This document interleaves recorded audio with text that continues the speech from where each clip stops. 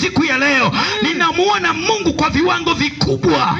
Ninaona Mungu kwa sivyo kawaida.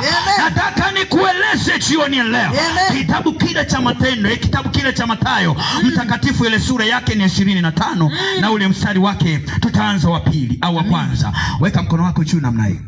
Mungu yuko juu sana. Naomba tusome hayo maandiko ambayo yanatoka kwenye kitabu cha Mathayo mtakatifu sura yake ya 25. Mstari wake ni wa kwanza. Nataka nikuletee kwa ufupi kuweka msingi siku ya leo. Siku ya leo ni siku njema sana. Mtumishi wa Mungu, twende utusomee hayo maandiko. Hivi ndipo ufalme wa mbinguni, Yesu anasema ndipo ufalme wa mbinguni utakapofanana na wanawali 10 waliotoa taa zao, waliokuwa wametoa taa zao, wakatoka kwenda kumlaki bwana harusi. Watano wao walikuwa hawana busara, na watano wao walikuwa nayo busara. Wale waliokuwa hawana busara walizitoa taa zao wasitoe na mafuta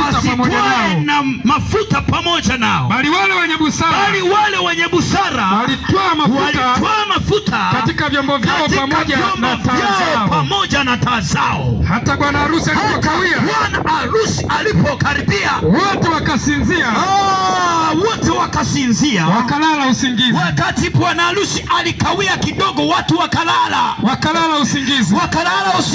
Lakini usiku wa manane palikuwa na kelele chunyu. Haya bwana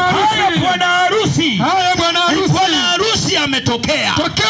Tokeni ninyi wenye taa na mafuta, muende mkamlaki bwana wenu. Mara kidogo wakaondoka wale wanawali wote 10, wakazitengeneza taa zao. Wale wapumbavu, wale ambao hawakuwa na busara, wakawaambia wenye busara, tupeni mafuta yenu kidogo, maana taa zetu zinazimika. Lakini wale wenye busara wakawajibu wakisema, sivyo, hayatutoshi sisi na ninyi. Afadhali mshike njia, mwende kwenye maduka yanayouza mafuta, mkajinunulie mafuta. Na hao walipokuwa wakienda kununua, bwana harusi akaja. Nao waliokuwa tayari wakaingia pamoja naye harusini. Mlango ukafungwa. Weka mkono wako namna hii.